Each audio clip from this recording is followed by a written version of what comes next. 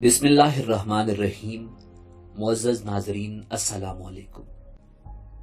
ناظرین، Vasco da Gama کا نام سنتے ہی ذہن میں ایک سیاح یعنی ٹورسٹ کا تصور ابھرتا ہے، جبکہ ایسا نہیں ہے۔ اگر آپ کا تعلق ہندوستان سے ہے تو آج کی ویڈیو آپ کو حیرت میں مبتلا کر دے گی۔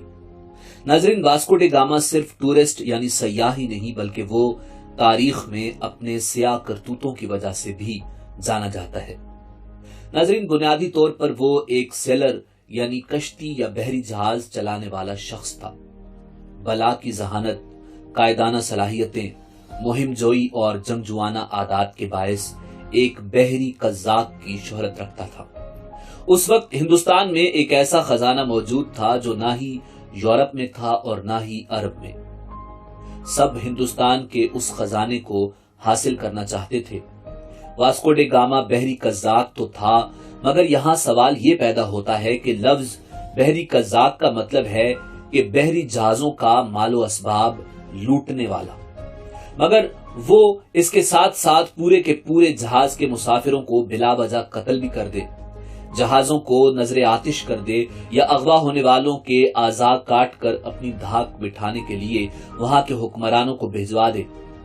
اگر لوٹنے کے دوران لڑائی کی صورت میں ایسا ہو تو اس طرح کا غیر انسانی فعل کسی حد تک سمجھ میں آتا ہے، مگر مال و اسباب حاصل کر لینے کے بعد بھی اس فعل کو بحری قزاق نہیں بلکہ بحری دہشت گرد کہنا زیادہ موزوں رہے گا۔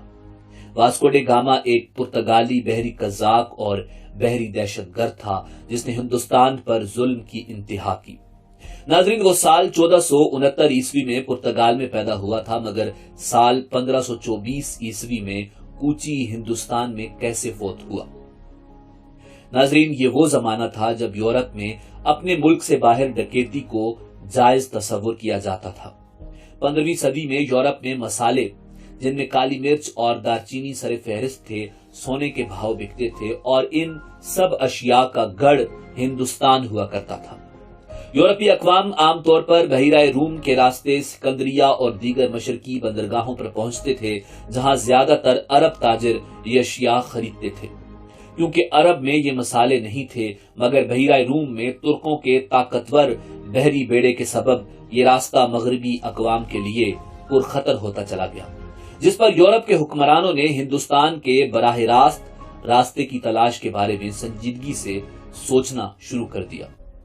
ناظرین، یہ وہی زمانہ تھا جب اسپین کے کولمبس نے ترکوں سے بچتے بچتے امریکہ دریافت کر لیا تھا۔ چنانچہ پرتگالی حکمرانوں نے ایک تجربہ کار آدمی واسکو ڈے گاما کی صلاحیتوں کو بھانپتے ہوئے 4 جہاز دے کر ہندوستان کا آسان اور چھوٹا راستہ تلاش کرنے کی مہم پر روانہ کیا۔ ایک جہاز کا کپتان واسکو ڈے گاما تھا، جبکہ ایک جہاز کا کپتان اس کا بھائی تھا، مگر تیسرے اور چوتھے جہاز کے بارے میں تاریخ کی کتابیں خاموش ہیں۔ ناظرین، واسکو ڈے گاما کو ہندوستان کے سفر کی ضرورت کیوں پیش آئی؟ یہ سوال اکثر ذہنوں میں ابھرتا ہے کہ آخر ایسا کیا تھا کہ یورپ کے ملک پرتگال کے حکمرانوں پر دور دراز کے ایک ملک ہندوستان پہنچنے کی دھن سوار تھی؟ اس سوال کا جواب اتنا حیران کن ہے کہ شاید آپ کو یقین ہی نہ آئے۔ یہ ایک حقیقت ہے کہ مسالہ جات جیسا کہ کالی مرچ، دارچینی، لونگ اور الائچی وغیرہ صدیوں تک یورپ کے لیے ایک نایاب اور بیش قیمت اشیاء کا درجہ رکھتے تھے، تاہم 500 سال پہلے تک اسے بیچنے اور اس سے دولت کمانے والے صرف عرب ہوا کرتے تھے۔ اور یہ راز کہ کالی مرچ اور دیگر مسالہ جات کی پیداوار کہاں ہوتی ہے اور اس کی اصل منڈی کہاں ہے، یہ صرف عرب ہی جانتے تھے۔ 15ویں صدی میں کیرلا کے لیے کالی مرچ کو وہی مقام حاصل تھا جو آج کے دور میں خلیجی ریاستوں کے لیے تیل کو حاصل ہے۔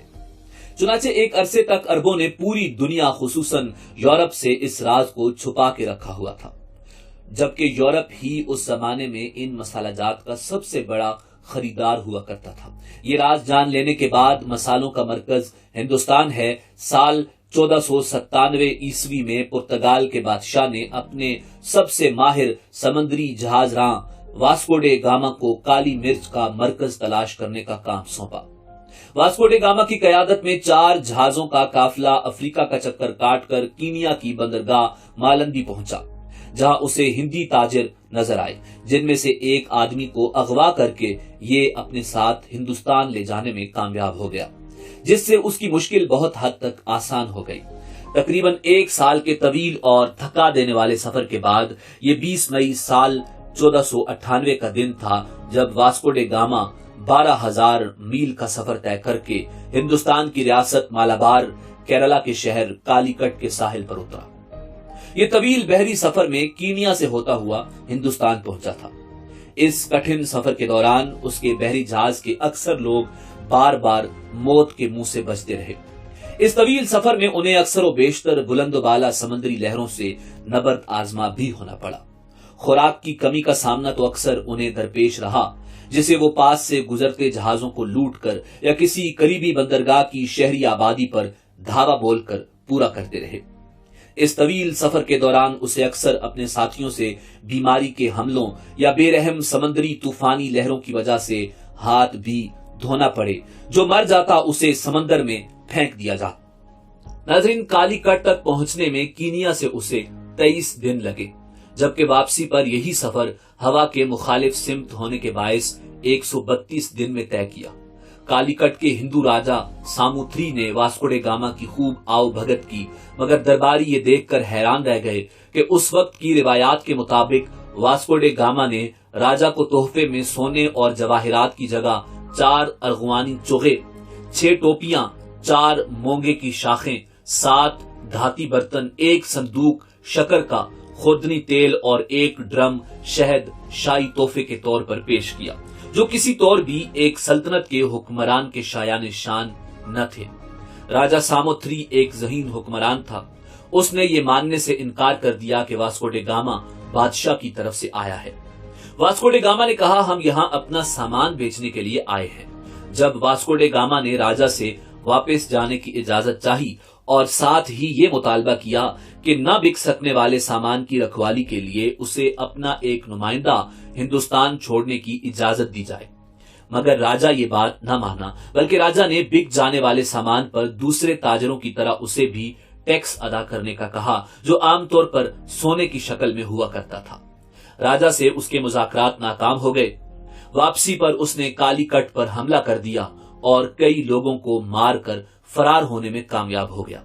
چونکہ یہاں رہ کر وہ ہندوستانی سستے مسالوں کا ایک بہت بڑا ذخیرہ جمع کر چکا تھا، جسے وہ یورپ لے جا کر سونے کے بھاؤ بیچ کر خوب منافع کمانا چاہتا تھا، لہٰذا وہ ہندوستان سے مسالے اور دیگر سامان جو اپنے ساتھ یورپ لے گیا تھا، وہ اس بحری مہم کے کل خرچے سے 60 گنا زیادہ مالیت کے تھے۔ سب سے دلچسپ بات یہ ہے کہ واسکو ڈے گاما ٹیکس کیا دیتا، الٹا جاتے جاتے 16 مقامی باشندوں کو غلام بنا کر ہندوستان سے ساتھ لے گیا تھا۔ واپسی پر مالندی ان کا پہلا پڑاؤ تھا، مگر یہاں تک پہنچتے پہنچتے واسکو ڈے گاما کے عملے کے آدھے سے زیادہ لوگ بیماریوں سے لڑتے لڑتے زندگی کی بازی ہار چکے تھے اور راستے میں انہیں سمندر میں پھینک دیا جاتا رہا۔ ناظرین، ایک جہاز طوفان کی شدت سے برباد ہو گیا تھا۔ عملے کی کمی پیدا ہو گئی۔ واسکو ڈے گاما کو اپنا ایک جہاز مالندی چھوڑنا پڑا۔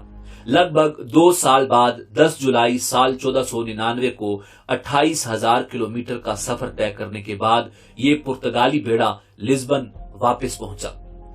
170 کے عملے میں سے صرف 54 آدمی واپس لوٹ سکے تھے، باقی سب مر چکے تھے، مگر اس قافلے کے ساتھ خود واسکو ڈے گاما شامل نہیں تھا، کیونکہ وہ اپنے بھائی کی بیماری کے سبب مالندی جزیرے پر ہی رک گیا تھا۔ ناظرین، واسکو ڈے گاما ہندوستان کے اپنے پہلے سفر کے دوران اس علاقے کے لوگوں کے بارے میں، یہاں کی روایات اور ہندوستان میں چھپے خزانوں کے بارے میں بہت حد تک جان چکا تھا۔ اگلی مرتبہ وہ 15 جنگی جہازوں اور 800 فوجیوں کے بیڑے کے ساتھ آیا۔ اس نے راستے میں ملنے والے متعدد جہازوں کو لوٹا۔ راستے ہی میں کالی کٹ سے مکہ مکرمہ جاتے ہوئے مسلمانوں کے ایک جہاز جس میں 400 حجاج بشمول 50 خواتین شامل تھیں، اس جہاز کو لوٹنے کے بعد آگ لگا دی۔ اسی سفر کے دوران واسکو ڈے گاما نے کالی کٹ کے نزدیک 20 ہندوستانی جہازوں کو لوٹا، ان کے عملے کو بے دردی سے قتل کیا اور 800 سے زائد قیدیوں کے ناک، کان اور ہاتھ کاٹ کر ایک کشتی میں ڈال کر ایک خط کے ساتھ وہاں کے راجا کو مخاطب کرتے ہوئے لکھا کہ وہ ان کا سالن بنا کر کھا لے۔ इस दफा वास्को डे गामा के तेवर कुछ और थे, जिसे कालीकट के राजा ने भांपते हुए अपना एक एलची बातचीत करने के लिए भेजा, मगर ताकत के नशे से सरशार वास्को डे गामा ने एलची के होंठ और कान काटकर उसकी जगह कुत्ते के कान सिलवाकर राजा को भिजवा दिए। अगली बार जब वास्को डे गामा हिंदुस्तान वारिद हुआ तो उसने अफ्रीका के मशरकी साहिली शहरों को बिला वजह बमबारी का निशाना बनाया। हिंदुस्तान की एक बंदरगाह और एक साहिली शहर गोवा पर अपना कब्जा जमा लिया और अमलन बरे सगीर में पुर्तगाली कॉलोनी की बुनियाद रख दी। नाज़रीन, इंसान इस रुए जमीन पर जितना भी जुल्म कर ले और अपने आप को जितना भी ताकतवर समझ बैठे, कुदरत के कानून के सामने सब बेबस हैं। साल 1524 में इस सफाक तरीन शख्स को एक मामूली मच्छर ने काटकर मलेरिया बुखार में मुब्तला कर दिया और चंद दिनों के अंदर बेगुनाहों का ये कातिल शख्स इंतहाई बेबसी के आलम में हिंदुस्तान के शहर कूची में लुकमाए अजल बन गया। यूं हिंदुस्तान पर जुल्म और बर्बरियत करने वाले सफाक तरीन शख्स का किस्सा तमाम हुआ। नाज़रीन, कुछ मौरिखीन लिखते हैं कि जैसे कोलंबस ने अमेरिका दरियाफ्त किया था, वैसे ही वास्को डे गामा ने हिंदुस्तान दरियाफ्त किया था। ये बात बिल्कुल गलत है। नाज़रीन, उम्मीद है कि आपको हमारी आइंदा आने वाली तारीखी और मालूमाती वीडियोस का इंतजार रहेगा। इजाजत दीजिए। अल्लाह रब्बुल इज्जत आपका हामी और नासिर हो।